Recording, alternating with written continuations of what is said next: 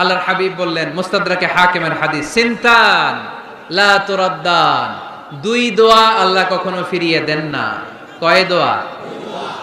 এক হচ্ছে ইনদান নিদা, আজানের পরে যে দোয়াটা করা হয়, আজান আর একামতের মাঝখানে দোয়া, আজানের সময় দোয়া, এই দোয়া আল্লাহ ফিরিয়ে দেয়, একটা গেল। দুই নাম্বার হচ্ছে তাহতাল মাতর, বৃষ্টির নিচে দাঁড়িয়ে দোয়া করলে ওই দোয়া কবুল করে কে? আর আমরা বৃষ্টির নিচে দাঁড়িয়ে আঁকা বাঁকা মেঠো পথে কোন রূপসী হেঁটে যায়, আছে না নাই?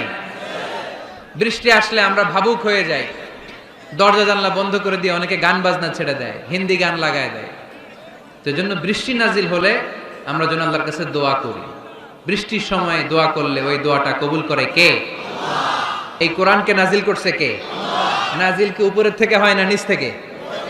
তার মানে ওয়া আনজালনাল হাদিদ, লোহাকেও আল্লাহ এইভাবে নাজিল করছে। কোরআন যেমনি উপর থেকে নিচে, ফ্রম আপ টু ডাউন, বৃষ্টি যেমনি উপর থেকে নিচে, তেমনি লোহাকেও উপর থেকে নিচে নাজিল করেছে কে? কোরআনের এই আয়াত থেকে বোঝা যায় লোহা পৃথিবীর উপাদান নয়, লোহা নিশ্চয়ই বাইরে থেকে এসেছে। সায়েন্স বর্তমান সময়ে এটাই বলছে, চিল্লায় কোন সুবহানাল্লাহ। সায়েন্স বলছে লোহার একটা মলিকিউল তৈরি করতে যে টেম্পারেচার বা তাপ লাগে, এটা পৃথিবী তো দূরের কথা, সূর্যের ভেতরেও নাই। 1 কোটি ডিগ্রি সেলসিয়াসের তাপমাত্রা ছাড়া লোহার কোনো অণু পৃথিবীতে তৈরি হওয়া সম্ভব না। চিল্লায় বলো ঠিক কিনা? এত বেশি তাপমাত্রা, সৌরজগতের সব গ্রহ নক্ষত্রের তাপমাত্রা একসাথে মিলালেও চলবে না। তার মানে কোরআন যা বলেছে আর সায়েন্স যা বলেছে মিল আছে না নাই?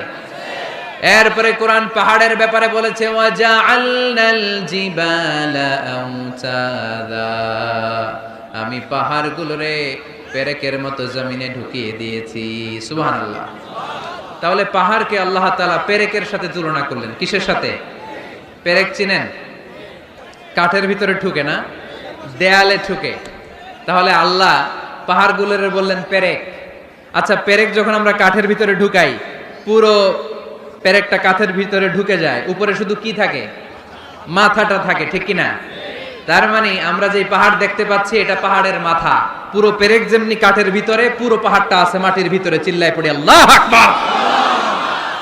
জমিনে আমরা দৃশ্যমান এই পৃথিবীতে খালি চোখে যে পাহাড় দেখতে পাই, এটা আসল পাহাড় না, এটা পাহাড়ের মাথা। যেমনি পেরেক যখন কাঠের ভিতরে ঢুকে দেই, পুরো পেরেকটা কাঠের ভিতরে ঢুকে যায় কি যায় না? পেরেক নিয়ে যখন আমি হাতুড়ি দিয়ে মারলাম, পুরো পেরেকটা কই যায়? কাঠের ভিতরে, তাই না? তার মানে খালি চোখে যে পাহাড় দেখি, এটা পেরেকের মাথা যেমনি একটু দেখা যায়, এটা পাহাড়ের মাথা। আসল পাহাড় মাটির ভেতরে, উপরে যদ্দূর দেখা যায় তার কমসে কম 10 গুণ পাহাড় মাটির ভিতরে রেখে দিয়েছে কে? এজন্য আল্লাহ উপমাটা, মেটাফরিকটা এইভাবে দিলেন, ওয়াজআলনাল জিবালা আওতাদা, এই পাহাড়কে, মাউন্ট এভারেস্টকে, আলাস্কা পর্বতমালাকে, আল্পস পর্বতমালাকে, এই গারো পাহাড়কে, এই কেউকারাডাঙ্গার তাজিংডং বিজয়কে আমি পাহাড়ের মতো জমিনের মধ্যে গেড়ে দিয়েছে। চিল্লায় পড়বো সুবহানাল্লাহ। আবার আল্লাহ বললেন, ওয়ামিনাল জিবালি জুদাদুম বীদুন ওয়া হুমরুম মুখতালিফুন আলওয়ানুহা ওয়া গরাবিবু সুদ, পাহাড়ের মধ্যে কোন পাহাড় আমি বানিয়েছি ধবধবে শুভ্র সাদা, কোন পাহাড় আমি বানিয়েছি রক্তিম লাল, কোন পাহাড় আমি বানিয়েছি কুচকুচে কালো। 3 কালারের পাহাড়। কয় কালারের? মৌলিকভাবে ধবধবে শুভ্র সাদা পাহাড়, অথবা রক্তিম লাল পাহাড়, অথবা কুচকুচে কালো পাহাড়।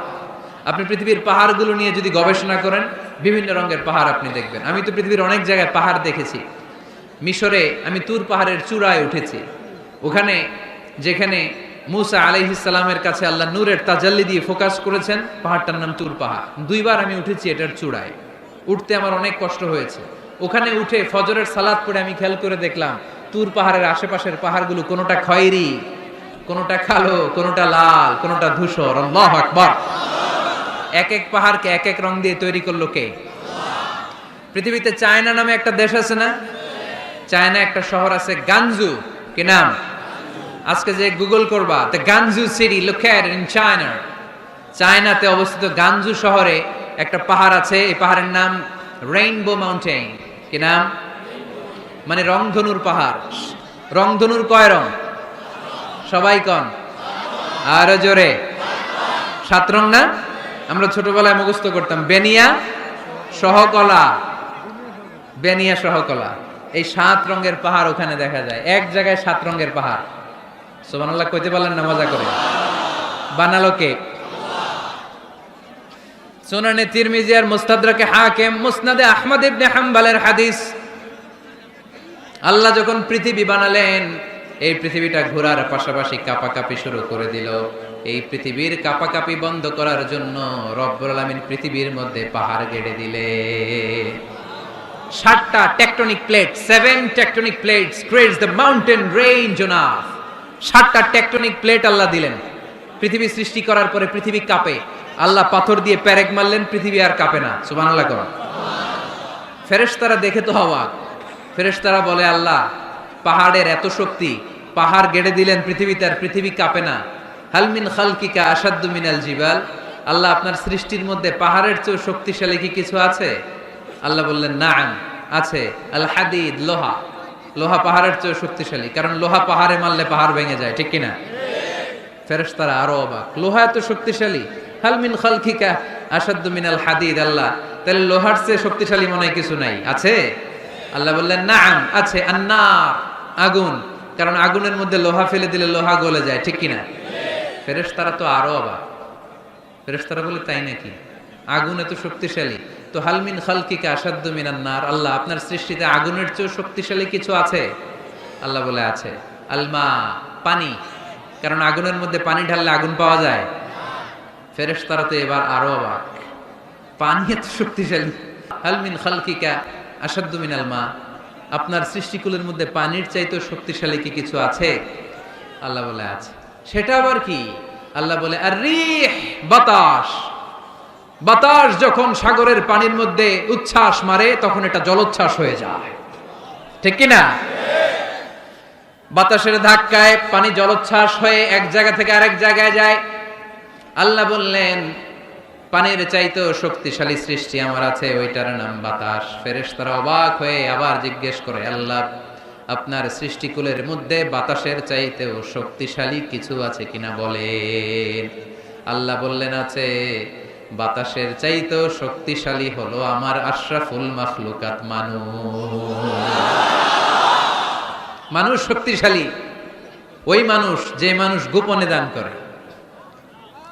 গোপনে, আল্লাকা সিররুন ইনদাল্লাহ বাইনাকা আনতা ওয়া বাইনাল্লাহ, আল্লাকা সাদাকাতুন তাখফা লা ইয়ালামুহা ইল্লাল্লাহ, আল্লাকা সিররুন ইনদাল্লাহ বাইনাকা আনতা ওয়া বাইনাল্লাহ, আল্লাকা সাদাকাতুন তাখফা লা ইয়ালামুহা ইল্লাল্লাহ। পড়তে হবে আল্লাহু আকবার।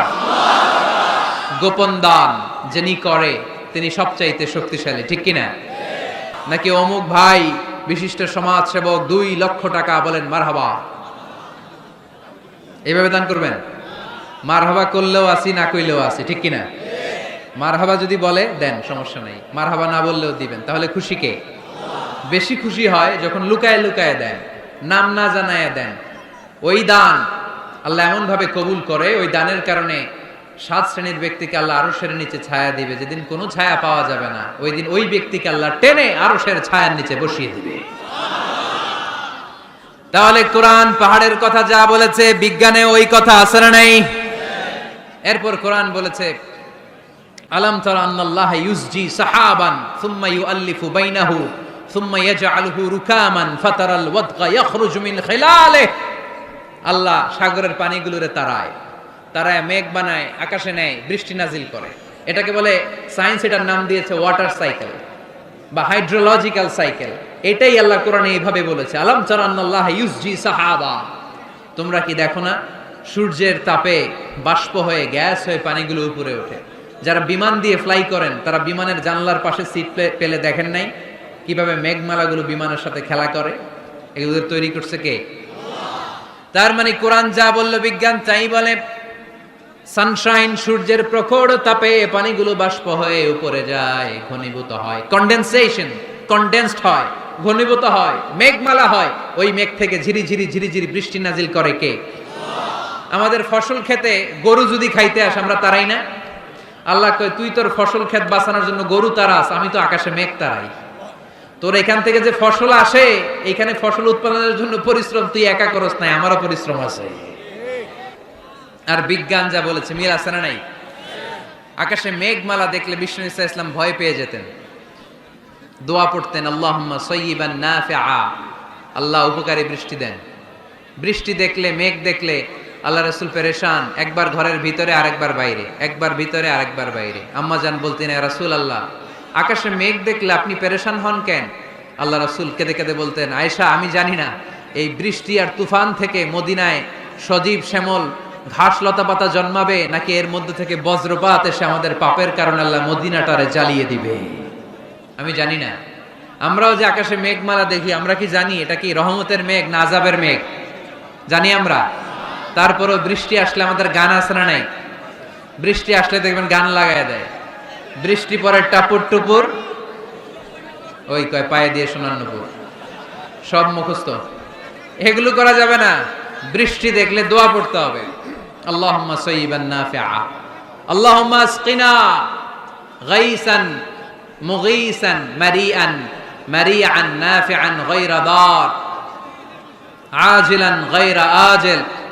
আল্লাহ এই মেঘমালা থেকে এমন বৃষ্টি দাও যেই বৃষ্টি আমাদের জন্য কল্যাণকর, যেই বৃষ্টিতে ঘাস লতা পাতা জন্মায়, যে বৃষ্টিতে আমাদের গবাদি পশুর জন্য রিজিক থাকে। কল্যাণকর বৃষ্টি দাও আল্লাহ, ক্ষতিকর বৃষ্টি দিও না, তাড়াতাড়ি দাও, দেরি করো না। চিল্লায় পড়েন আমিন।